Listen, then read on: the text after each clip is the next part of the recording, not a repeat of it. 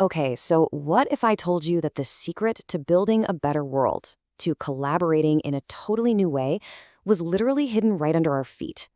In this explainer, we're going to dig into a pretty radical framework, one that's inspired by nature's hidden intelligence. Welcome to Understory Overstanding. Right off the bat, we're starting with this really provocative idea. It's at the heart of everything we're talking about today. The thought here is that to truly grow up, to mature in our work and in our lives, we have to expand our definition of who and what can be on our team.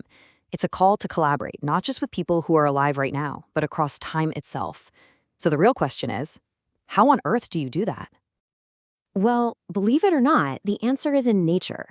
The forest floor, with its silent, deeply interconnected world, holds this time-tested playbook for resilience and amazing teamwork. And we are about to decode it. So let's start by breaking down the three core instructions that nature gives us for this new kind of collaboration. This table basically translates biology directly into a blueprint for action. You've got mycelium, that hidden network, which teaches us to build our own webs of support. Then you've got hyphae, the network's tiny little sensors, and they teach us to use our intuition. And finally, you have lichens, and these guys teach us about the incredible power of the unlikely team. So the first principle is to grow like mycelium. This means we stop seeing ourselves as these isolated individuals and start seeing ourselves as threads in a much larger, living web of support and communication. The second one is to sense like a hypha. This is all about tuning our awareness. It's about using this deep, intuitive kind of listening to find the gaps, to find the needs and the little synchronicities that are just waiting to be discovered, right at the edges of what we think we know. And finally, we're called to act like a lichen. Now, a lichen is a composite organism. It's this amazing partnership that thrives where neither member could actually survive on its own. So this is an invitation for us to form our own resilient, unlikely coalitions to do the work we just can't do by ourselves. Now, I know these ideas might seem a little abstract, so let's make them super concrete with a real-world example. We're going to look at how a lichen coalition was formed around the legacy of an author and innovator named Milton Fisher. So first, let's just get a feel for Milton Fisher's vision for the world. He was a champion of these core ideas: the power of intuition, radical creativity, and escaping what he called the magnetic pole of mediocrity. He also really believed that things like community service, exuberance, and ceremony were absolutely essential parts of being human. But here's the crucial point. It's not enough to just admire his work, right? The key stewardship question is this: what part of that mission is still unfinished, right here, right now, in our time? And this just illustrates the unfinished edge perfectly.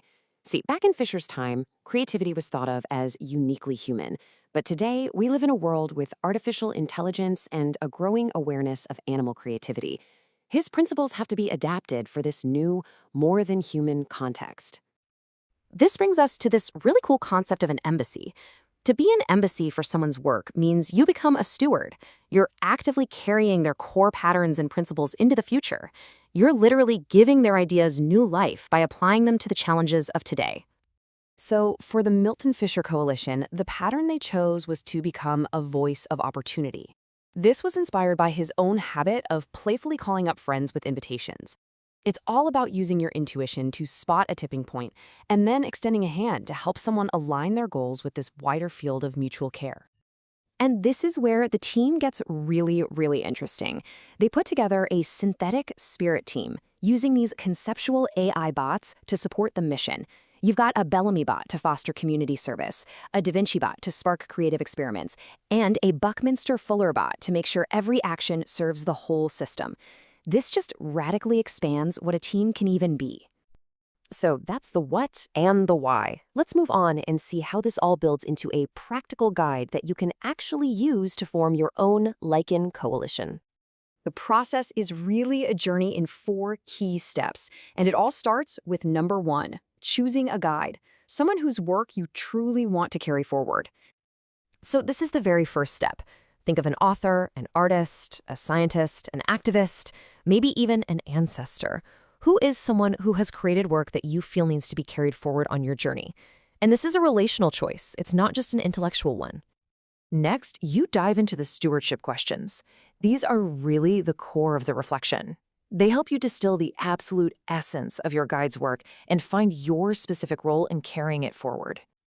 Okay, now you get to assemble your time traveling team, and this is where it gets really fun and creative. Your Lycan isn't just you, it includes your dead collaborator, your living allies, maybe some inspirational fictional characters, and even helpful synthetic tools.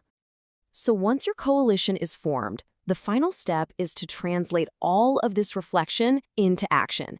It's time to send out your very first mycelial thread. Look, this journey doesn't begin with some massive, complicated project. It begins by answering this one simple question. What is the first, small, joyful action that your Lycan wants to take? The key here is that the action has to be simple and obviously doable. It could be having a conversation, writing a poem, creating a tiny prototype. It's a collective gesture from your whole Lycan, the first tangible expression of the future you're quietly building together. And hey, this isn't a one-off project. To make it a living practice, you can create what are called annual pulses, recurring moments to revisit your Lycan. Aligning with days like these helps root your work in nature's own collaborative rhythms. So we end where we began, but with a whole new perspective. By collaborating across time, with the living, the dead, and the more than human world, we really begin to reach our potential. This is an invitation to become a living bridge, a thriving Lycan. The only question left is, whose unfinished work is waiting for you?